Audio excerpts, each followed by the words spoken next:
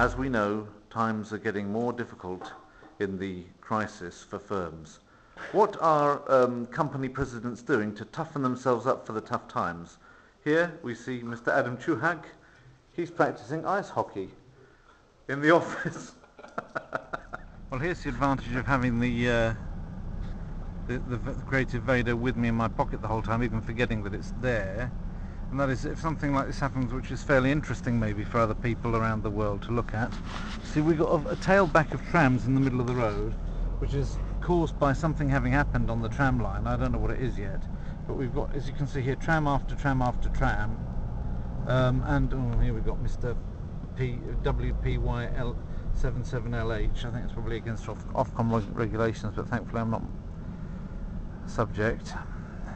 And here all these trams, one after the other, are just blocked, and so they've got this thing here serving the trams, which has pushed everything off to the side here, away from central reservations. Behind it, I don't think there's that much going on. I think this is where the bottleneck is. But as you can see, when one tram, this is the negative thing about things like monorails, trams and things like that, that trolley buses have less of a problem with, because you can just take, with a trolley bus, you can just take the sort of, I don't remember what that thing up there is called that they used to take the electricity off, but you can take it off and sort of put it round the other guy, you know, that stopped in front of you on the line, and go ahead in front of him if you need to. Whereas with a tram, you know, you're stuck on rails, so you can't overtake. So it's a bit of a logistical nightmare. When one of them stops, then everybody else queues up, and there are no trams down there. Everybody else will be waiting in the cold. You say cold, look, 2 degrees centigrade, that's in this queue. It's about 1 degree outside.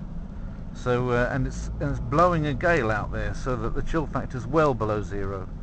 And so people are actually finding it very chilly. But look what the hell happened here, look at that.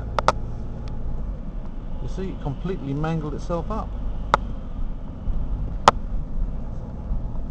That's really quite remarkable, isn't it? I was supposed to go right, but I was going to go right past the Israeli embassy when I thought that that all of this was because of the traffic further on, but in fact it's back up there. We're already past it, and that's interesting that they're actually stopping. The police are stopping anybody going up that side at all, and forcing people off onto Trasa Łazinkowska, which is interesting. I want to turn right here. He's waving down there, but I want to go down here. What he was doing was waving through a red light, because there's no way that you could even get through that red light back there without, well, I mean, there's no way that you would bash into anything coming over the red light, because he'd stopped the traffic going the other way. It's all very interesting.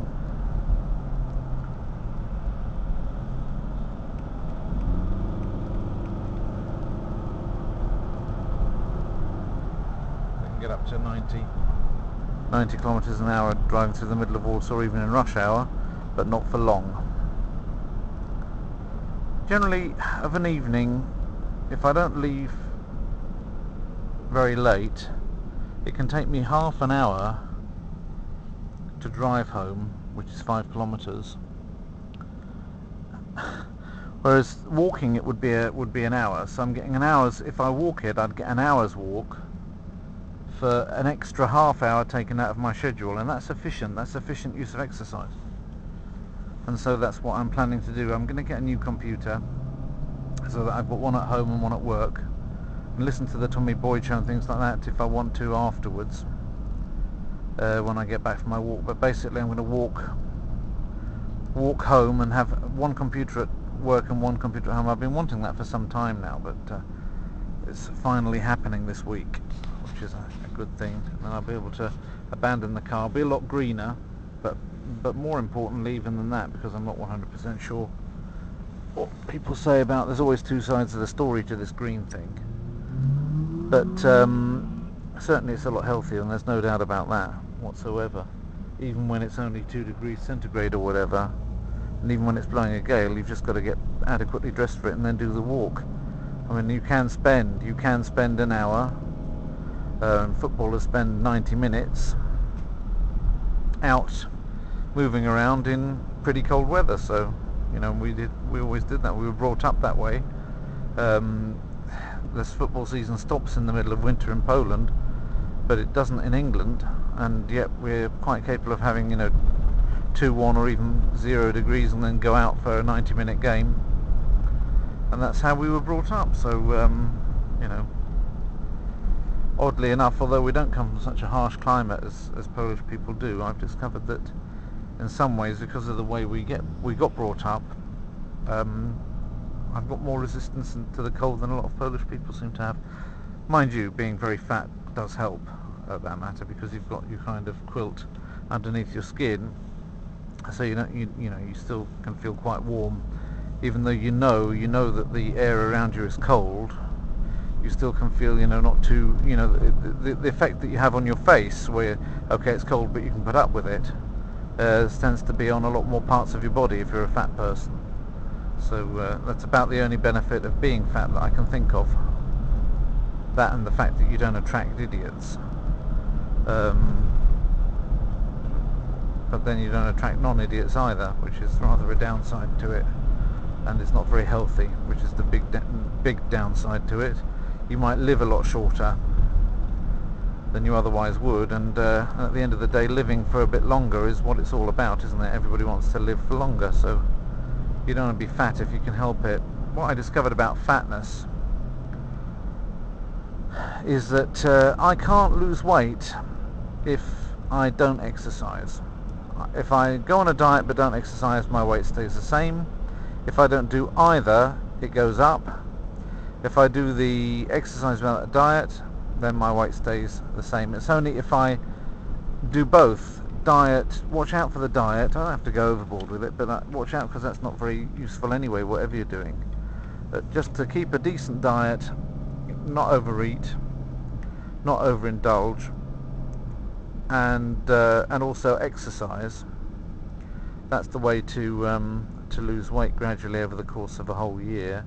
That's what I did last year. I lost 25 kilos at my peak and then put 5 back on again. So now I'm 20 kilos lower than I was, but I have been 25 kilos lower. So now I've desperately got to get that computer and start doing these walks to and from work. You know, a walk that lasts an hour, a brisk walk lasting an hour when you're as fat as I am, done there and back 5 times a week, that's the average of a kilo a week of weight loss, assuming that food input remains the same. So it doesn't have a very, in fact sometimes walking even regulates the appetite downwards a little bit, so it's perfectly possible that by getting back into that, you know, into the walking side of things, then I could get back, you know, really achieve what I want to achieve, and then not come last in the marathon next year like I came last year. I really don't want to be last in the marathon. That's one thing, and then another thing, that's one of my ambitions on the sort of sporting front, as it were, for next year, is not coming last in the marathon but finishing it within the 6 hours and not getting taken off like I did last time. I don't want to get taken off at all, but if I did get taken off, I certainly don't want to be taken off amongst as the first person to go in the bus like I was this year, which is the absolute crowning disachievement of my life. I don't think I've ever been last at anything before. And the other thing is,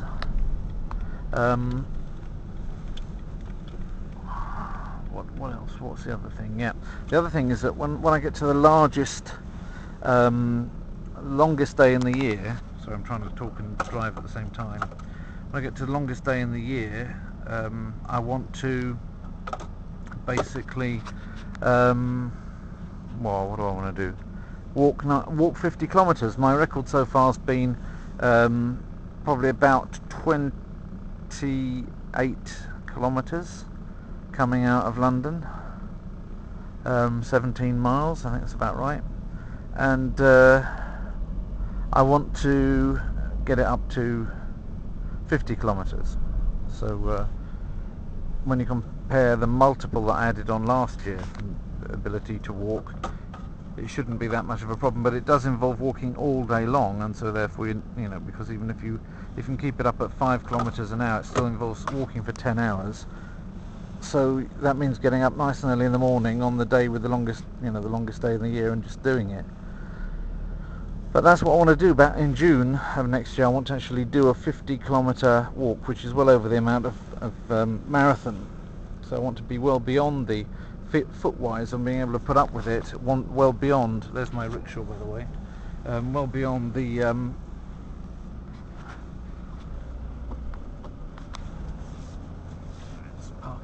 try and park straight. Well beyond the limit of just going for a marathon walk. That was my earlier ambition, although I haven't managed it yet. But I want to run the marathon, but walk by June the 21st. Walk 50 kilometers. That's that, and not coming last in the marathon, and definitely finishing it this year. Are my two ambitions for the year. And I'm not even going to talk about weight loss in terms of how much I want to weigh at the end, because if I can weigh low enough down to be able to perform those two objectives, then I'll be okay. The problem with weight loss is it's always a negative goal, whereas achievement is always a positive goal, and therefore it's better NLP. That's why I'm doing all my goals in positive terms, not negative terms, like losing and not eating and things like that. These all negative goals are very bad. Oi, oi, oi, oi.